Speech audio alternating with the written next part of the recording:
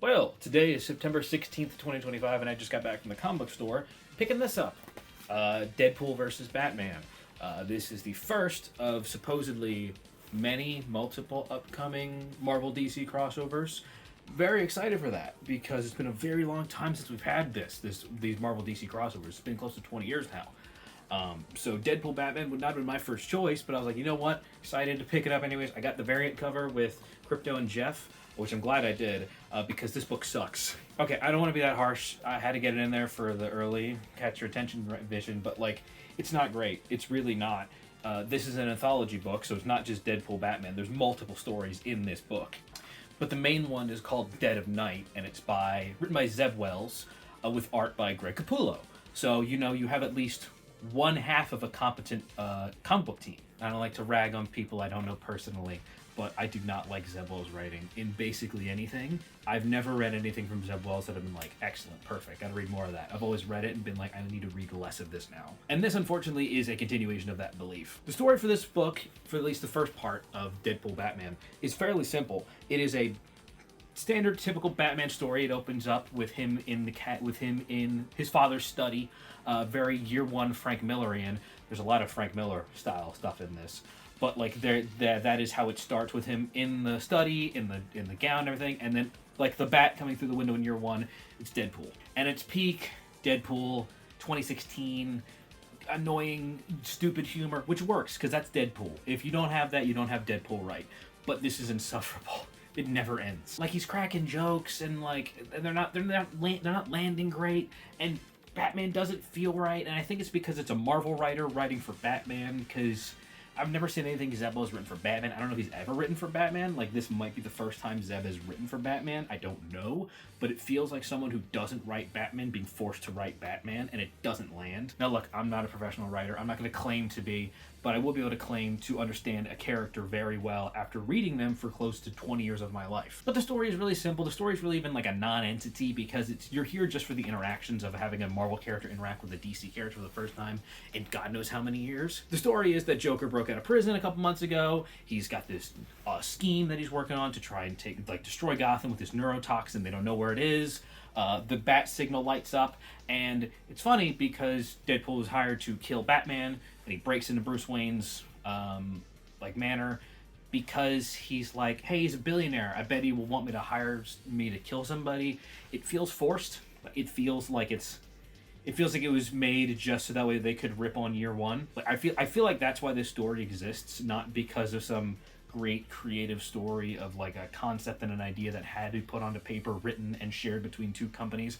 It was a story that was made because it's like, how much money can we make? And also, what can we parody in this book? Which I'm sure is the case for most books. Logically, you want to make as much money as you can. I'm not going to pretend like you don't want to do that. But this doesn't work in a way that makes it fun. But as the story goes on, Batman attacks Deadpool because he tries to kill Jim Gordon after he goes to the bat signal on the top of the GCPD building. And they have a back and forth, and Batman's funny. Air quotes funny. I think it's trying to make Batman a bit less of a stick in the mud in this story, but it's not working, not in the way you want it to work, because the conceit of it, in my mind at least, of Deadpool Batman is it's a comedy act. It's the straight man versus the goofy man. You need like the comedy against the straight edgeness to balance each other out. It doesn't work when also Batman is like smiling and like making jokes a little bit, and he's written like a goofy character. It needs to be like super straight edge, like Frank Millerian or Snyder, like Batman who takes everything straight on and is super serious, where Deadpool is the comedy act. It works together that way. It doesn't work here. My hair's bothering me. I had to tie it up. Because like there's a moment where Deadpool and Batman fight, and then Deadpool's like, stop. Clearly we are evenly matched. And Batman's like, I never said that. And Deadpool's like, it's clear that we're a duo. He's like, clearly who? And he's like, I know I was going to murder you. I was like, whatever, getting murdered. It doesn't work. It doesn't flow well, because like Batman would hate Deadpool. He would hate him. He's a hired murderer. He's a killer. Batman hates killers. Why is he having like a back and forth? Why doesn't he just like punch him in the face and knock him out cold? I know he can't, obviously, but Batman doesn't know that in the story. But then they're forced to work together because it's like you need a psychopath to beat a psychopath like the Joker. So they team up for a bit, and then they go into the Batmobile, and the Deadpool makes really poorly aged bad jokes about Batman being a pedophile to Robin. I thought we were well past that. Like, okay, so Deadpool does say that, like, oh, there's no joke I can make about that, but you're making the joke by implying it. The joke is made because you implied it. You're hanging a lantern on this bad joke that you made. You're pointing it out. You could have just not pointed it out. You could have just not made the joke, but you made it. So it doesn't work because you pointed out the fact that the joke would be bad, but the joke implies that it's there. Because of the implication.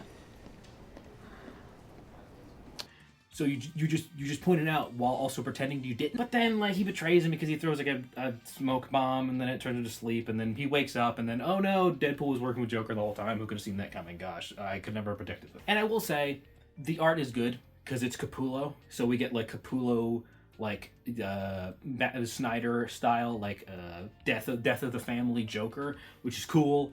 Love to see that. I love Capullo on Batman. Anytime he's there, I'm like, great, perfect, totally on board. It's gonna be great because it's Capullo and he's incredible. But like, it feels odd because it's Capullo without Snyder, and it's like those two are like this. So like having a Batman story with Capullo without Snyder feels wrong. I don't like it. Like it feels like we're missing a part. But it gives Zeb Wells a chance to like try and write Joker and try and be funny, but it's not working because you don't get the Joker. You don't get it. Like, I'm sorry, you were the wrong writer for this. You don't get it. Like it's an attempt at like an older version of the Joker, I think, where he's kind of funny and he makes jokes and he cracks wise and like kind of like a 90s Mark Hamill Batman animated series style, but it doesn't work because you're not Paul Dini, so you can't write like Paul Dini can.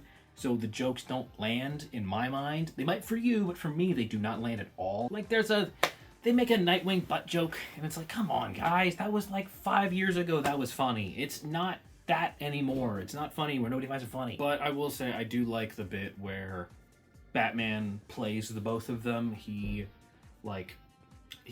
starts talking about Deadpool being like, wow, Deadpool's a really smart genius and like a good arch nemesis, and I could see myself being my new arch nemesis.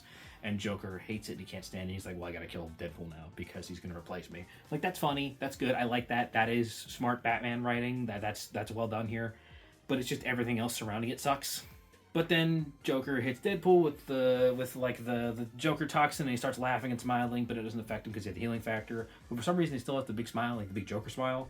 I don't know, it's odd. Yeah, whatever. But then Deadpool goes to free Batman, but Batman already freed himself, and they have a little back and forth. And then Joker's going to set off his ridiculously circuitous scheme to destroy Gotham by setting all these chemicals off and poisoning the water supply, which he does all the time. I feel like every single Joker story is about him poisoning the water supply. And then Deadpool stops it because he blows himself up and he blows up everything because he has a healing factor, so he's fine. Joker's like, oh, I didn't see that coming, whatever.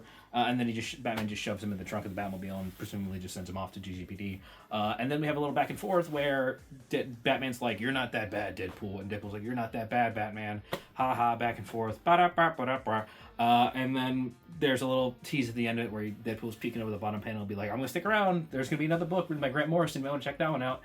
I kind of do, to be honest, even though I don't really... this one kind of sucked. I'm like, I like Grant Morrison, so maybe that one will be better. And then there's a whole bunch of other stories that follow up. Like, there's a Wonder Woman's Captain America one, a Green Lantern Guardians of the Galaxy, a Crypto, Jeff the Star Land Shark. There's a lot of them. But yeah, that is the main selling point for this book, is the Deadpool Batman crossover. And it is... it's... How much did this cost? $6.99. It's not worth $6.99. If you ask me, it is in fact not worth $6.99. I think this is maybe a $5 book. I would even go lower to say like $4. Like, this is, for what is in here, I don't think it's worth the price of admission. There's a bunch of other stories, like I said. Like, there's the follow-up, which is the Wonder Woman Captain America one, where she stops Captain America from killing Hitler, which like would never happen in any situation, but like whatever, I don't care.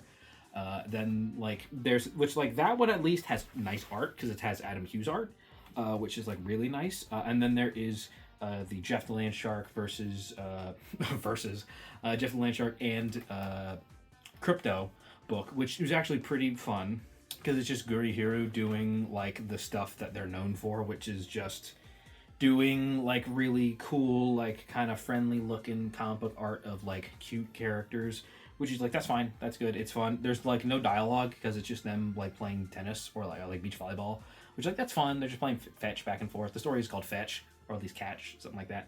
They're just playing with each other. It's called Catch. I just checked. It's called Catch. But like that's fun. Like I like that. And then there's a Green Arrow Daredevil one, which is like I never would have put those two together, but you know what? It works in a way, kind of. It's written by Kevin Smith, which is like, oh my god, that's genius. Like that is actually genius to have those two back and forth, and it does feel Kevin Smithy. It feels Kevin Smithy, and that's not an insult. I love Kevin Smith. I love almost all of his movies, and I've read the Daredevil run that he wrote and the Green Arrow run that he wrote back in the day, which I think are very good. Daredevil's better.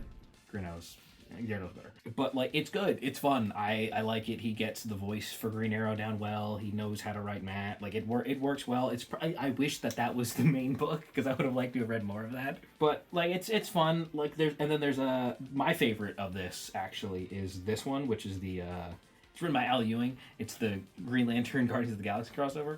I think that one's pretty fun because it's just goofy. It's fun. It's Rocket with a Green Lantern ring, which is like, that's great. Awesome. I love it. I want to see more of it. And then, Crazy Uncle Frank is back. Frank Miller's back doing an Old Man Logan versus Batman book. And like, I don't know how to feel about it because it's only 3 pages. It's very, very short. It's forgivably short because the art is... I mean, it's Frank Miller now, so you know what you're going to get. But I like it because it's Frank getting to kind of bookend, like, 2 of his, like, biggest characters and stories that he's ever wrote, which is, of course, the original Wolverine one, and Dark Knight Returns, and Year One, and every other Batman story that he wrote for 20, 40 years, however long he's been doing it. More than 20. Probably more than 40. And, like, it's fun, and it's clear who he likes more because Batman wins, so it's clear that he likes Batman more than he likes Wolverine. And then we wrap it up with an Amalgam comic, which is like, yay, Amalgam. You guys remember that? Any of those 90s kids remember Amalgam?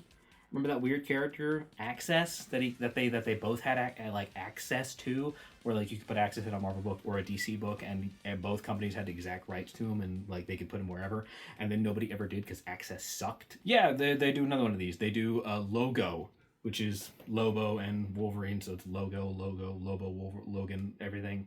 It works. That's who it should have been initially, not Darkclaw, because Lobo is a parody of Wolverine, so it shouldn't have been Darkclaw, even though I do like Darkclaw. It's fun, you know, because then you get like a Thanos side in there. You get Cultron, which is Ultron fused with somebody. I don't know who. If you know, let me know. It's some sort of DC character, some sort of DC AI that I can't remember right now. My first thought was Brainiac, but like I don't think it's Brainiac because you'd be able to tell because it's more purple.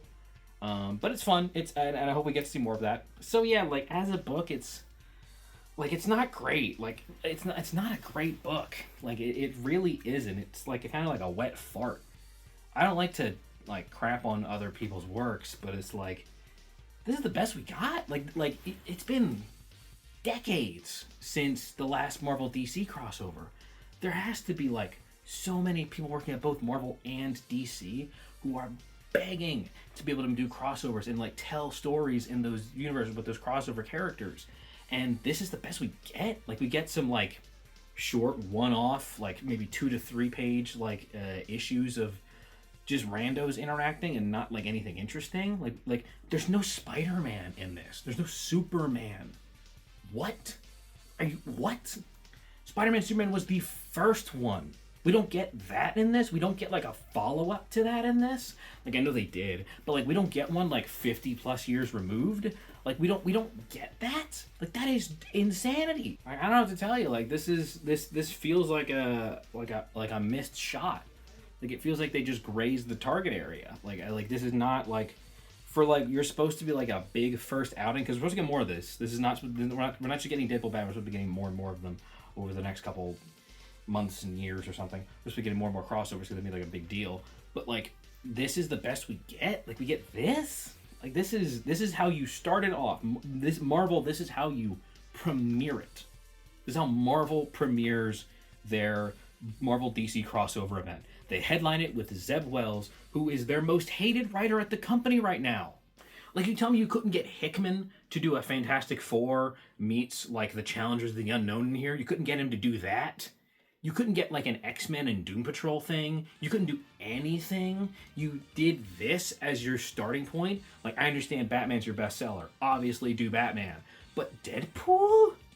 Deadpool hasn't sold out a book in years. At least have the decency to make it Wolverine, so that way you can have like at least like some sort of like actual interest. Because then you can do more Frank Miller stuff, because people love Frank Miller, even though he's crazy and he hasn't written a good book in 30 years. Like, you're telling me Deadpool is who you start with. Deadpool is the one you pick. Okay. I don't know, I would have gone with Spider-Man personally, but that's just me. So yeah, this is the Deadpool Batman crossover. If you like it, go pick it up. I don't know, go read it yourself. Go buy it and go read it yourself, because I don't want to be the only opinion that you hear about this. Go actually buy the book and read it yourself and form your own opinion, because you might like it more than I do. Because I don't like this very much. I actually really don't. Like, the more I talk about it, the less I like it. But like, at least it's not, if nothing else, there's really nice Capullo art in here. There's really, really good art from the Adam Hughes Captain America Wonder Woman story, because Adam Hughes is a great artist. Like, the Jeff Landshark Crypto one looks fantastic. Every book in this looks fantastic. I will say, like, they look great, but it's just the writing in most of these is terrible. Like, I don't know if that's just a problem because Marvel writers currently are not the best. Like, they're really not. But like, I don't know. I feel like this is just like, I feel like this was not them doing the best that they could do, and it was just them just being like, just get it out. Just hire whoever, just get the book out. So yeah, thanks for sticking around. I'll probably do more comic book reviews if this does well. But thanks. I'll see you next time. I don't know. Go watch some one of my other videos. I have other comic book stuff. Go check those out.